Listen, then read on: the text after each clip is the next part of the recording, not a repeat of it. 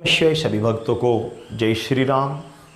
आज का विषय है मन परेशान है, उसको शांत कैसे करें। मन दुखी है, अनायास कहीं लग ही नहीं रहा है, किसी भी कार्य में मन लग ही नहीं रहा है, परेशान है। मन को शांत कैसे करें, अपने काबू में कैसे करें। मेरे पास कल ही की बात है, कल शाम जब मैं चौकी पे बैठा था, एक भक्त ने कहा कि गुरुजी मन बड़ा परेशान है, एक जगह स्थिर नहीं हो पा रहा है, मन बड़ा दुखी हो रहा है।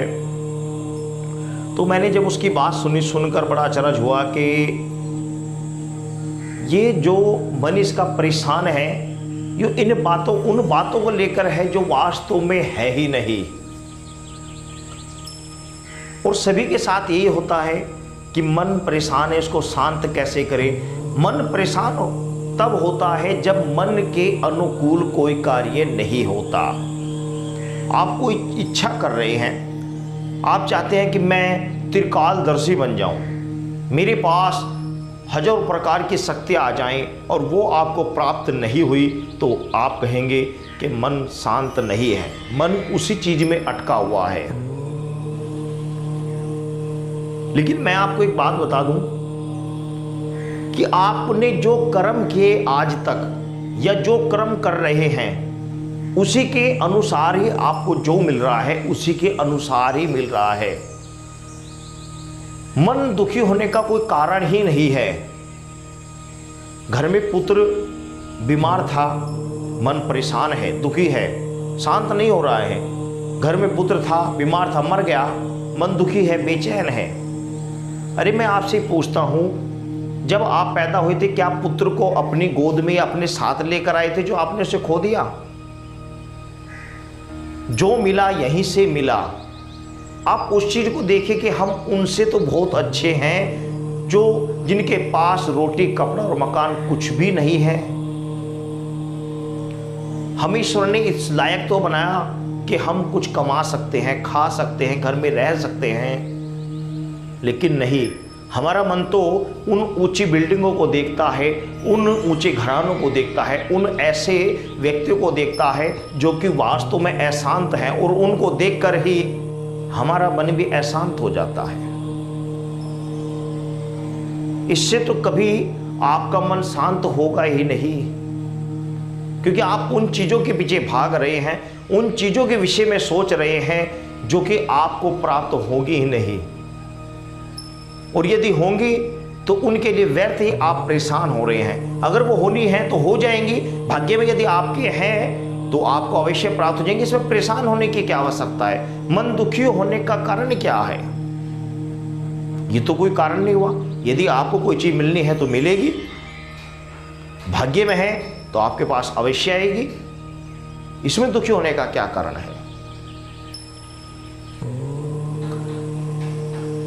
देखो, ईश्वर ने हमें इस संसार में भेजा, ये मनुष्य जीवन दिया, इसमें हमें जो कुछ भी प्राप्त हो रहा है, ये सब कुछ हमारे कर्मों के अनुसार प्राप्त हुआ है। आगे भी जो प्राप्त होगा वह कर्मों के अनुसार ही प्राप्त होगा। अब व्यर्थ की चेष्टा या व्यर्थ की चिंताओं में मत फंसो, कर्म करते रहो, निरंतर कर्म अपने करते रहो, अपने सात्विक सच्चे कर्म, सही कर्म की ओर अग्रसर होते रहो, निरंतर बढ़ते रहो। आपके भाग्य में होगा, आपको अवश्य मिलेगा, वो कहीं नहीं जाएगा। आपके आज के अच्छे कर्म किए हुए एक दिन उन्हें आपको ही मिलने वाले हैं। ऐसे बड़े बड़े संत महात्मा हैं, ऐसे बड़े बड़े ऐसे व्यक्ति बैठे जिनके पास भगवान की असीम अनुकंपा है, अनेक शक्तियां ईश्वर ने उनको प्रदान की हैं, लेकिन वो ऐसे ही नहीं दी। उनके कर्म पिछले कई जन्मों से ऐसे अच्छे और ऐसे सात्विक रहे कि ईश्वर ने उनको चुना। सर्वप्रथम तो आप ये समझ लीजिए कि हमारे से भाग्यशाली कौन होगा जो हम मनुष्य योनि में इस समय हम हैं।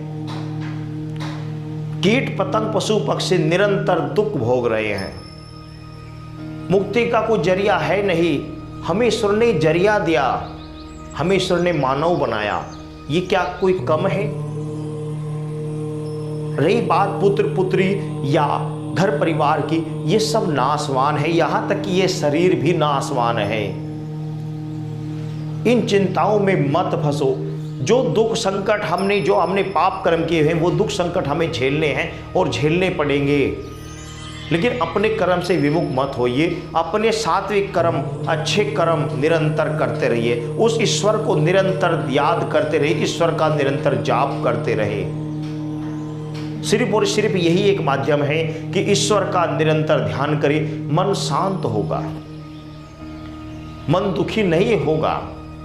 संसार आपके अनुसार नहीं चल सकता, आपको अपने कर्मों के अनुसार चलना होगा। आप सोचते हैं कि अमुक स्त्री या अमुक लड़की या अमुक शक्ति या अमुक देवता मेरे कहे अनुसार चले, तो ऐसा नहीं हो सकता। अरे सबसे पहले तो आपका मन ही आपकी नहीं सुनता तो और कौन क्या सुनेगा। सर्वप्रथम अपने मन को ही अपने कंट्रोल में कीजिए, अपने विवेक को जागृत कीजिए। हमारा विवेक क्या कहता है, हमारा विवेक किस ओर बढ़ रहा है, विवेक की सुनो, तो मन अपने आप शांत हो जाएगा। सभी भक्तों को जय श्री राम।